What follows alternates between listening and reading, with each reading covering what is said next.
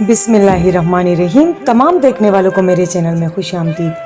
फारिस के बादशाह को अपनी बेटी की शादी की फिक्र हो रही थी कि जल्द से जल्द वो इस फर्ज को निभाए, जिसकी वजह से बादशाह बहुत परेशान था। लेकिन शहजादी ने अजीब शर्त रखी थी कि जो शहजादी के 3 सवालों के जवाब देगा, इसी से शहजादी शादी करेगी। कई शहजादे आए लेकिन नाकाम हुए।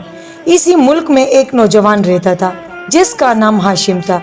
इसने अपने वालिदैन से कहा कि मैंने भी अपनी किस्मत आजमानी है। इस लड़के का वालिद आलिम था और काफी वक्त से लोगों को इल्म दे रहे थे।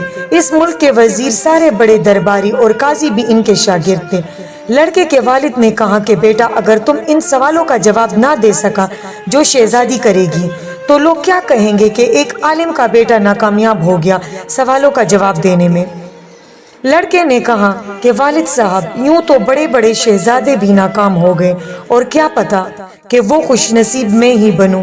लिहाजा बाप को बेटे की बात माननी पड़ी और वो दोनों महल चले गए। महल तमाम दरबारियों, वजीर, मुशीर और भी कई लोग वहां पर मौजूद थे। बादशाह तख्त पर बैठा था और शहजादी भी मौजूद थी। अब शहजादी ने अपना पहला सवाल कर लिया। शहजादी ने अपनी शहादत वाली उंगली उठा ली। ये कुछ देर खामोश रहा, फिर लड़के ने शहादत वाली उंगली के साथ वाली उंगली उठा ली।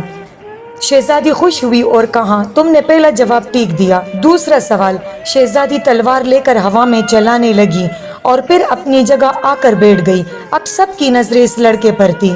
इसके बाद लड़का उठ खड़ा हुआ और जेब से कलम निकालकर हवा में बुलंद किया। शहजादी को ये जवाब भी दुरुस्त मिला। शहजादी खुश हुई और कहा कि तुमने ये जवाब भी दुरुस्त दिया। अब शहजादी का तीसरा सवाल ये था कि शहजादी तेजी से सीढ़ियां चढ़ी और उतरी। लड़का खड़ा हुआ और अपने दिल पर हाथ रखा। शहजादी ने लड़के को मुबारकबाद दिया और वहां से चली गई। अब सारे लोग जो वहां मौजूद थे हैरान थे कि आखिर ये सवाल क्या थे और जवाब क्या। अब लड़के से बादशाह पूछने लगा कि आखिर ये सवाल क्या थे और जवाब क्या दिए। लड़के ने जवाब दिया, बादशाह सलामत। शहजादी ने एक शहादत वाली उंगली कड़ी की कि क्या तुम अल्लाह को एक मानते हो? तो मैंने 2 उंगलियां कड़ी की कि मेरा ईमान अल्लाह और उसके रसूल पर पुख्ता है। शहजादी ने दूसरा सवाल ये किया, क्या तलवार से बड़ा दुनिया में कोई और हथियार है? मैंने कलम निकाला कि हाँ, तलवार से बड़ा हथियार कलम है।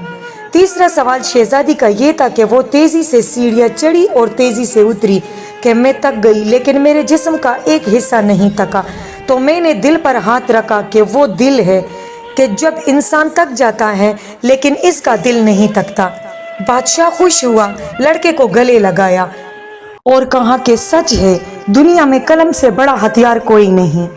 बेशक अल्लाह और उसके रसूल पर ईमान हमारा पुख्ता है और दिल अल्लाह ने इंसान को ऐसा दिया है कि जो पैदाइश से लेकर मौत तक धड़कता है लेकिन थकता नहीं।